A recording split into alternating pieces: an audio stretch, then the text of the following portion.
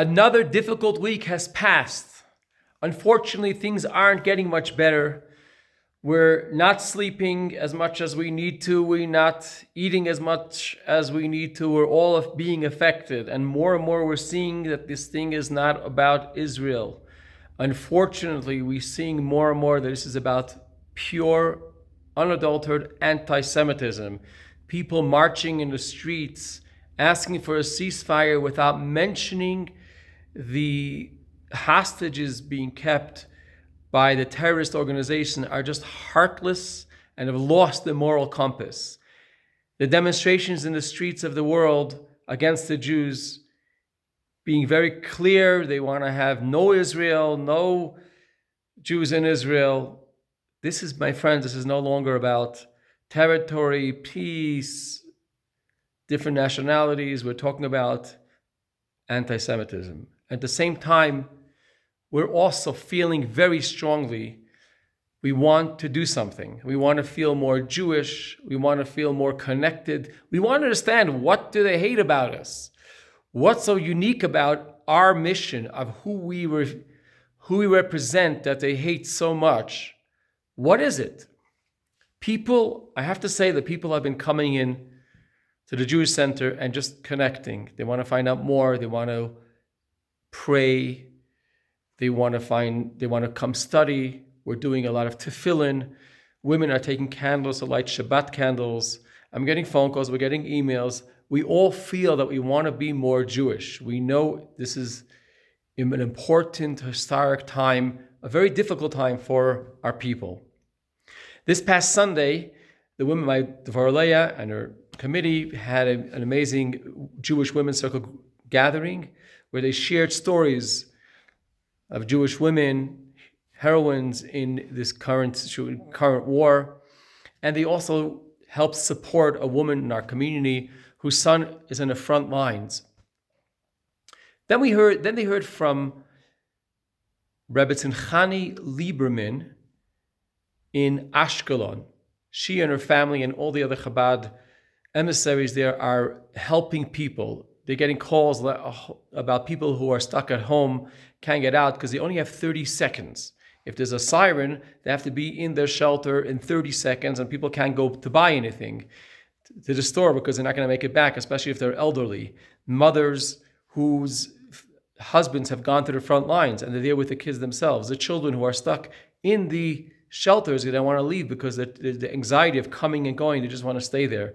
So they're making a collection. We asked them, how could we help you? And she said they're trying to collect toys and other provisions for the people, for the refugees. There are 500,000 Jewish refugees right now in Israel, from the north and the south, people who don't have homes, people who have to evacuate the north and so on. And they're trying to help them, give them some toys and some other provisions.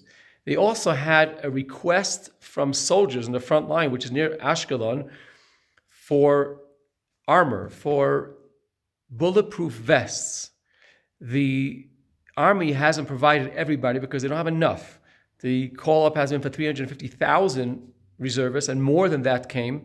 Some of them get, some of them don't get. We've seen videos, people have some sort of armor, some sort of body vest, but not the real thing. They're trying to buy them. They can't buy them in Israel anymore. They can't get from Europe. Each one costs $700, this vest with a helmet and the shipping.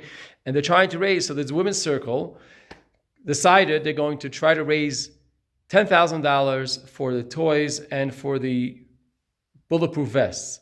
Within 2 days, they raised close to $20,000. And they decided they're going to continue doing more. They want to try to raise $25,000. We're sending it over to Israel. They're using it on the spot. They also shared that, unfortunately, in Israel, the people who are regular supporters and donors don't have the means now to give because they're afraid of what's going to happen with their work. They're not working. They're out of work.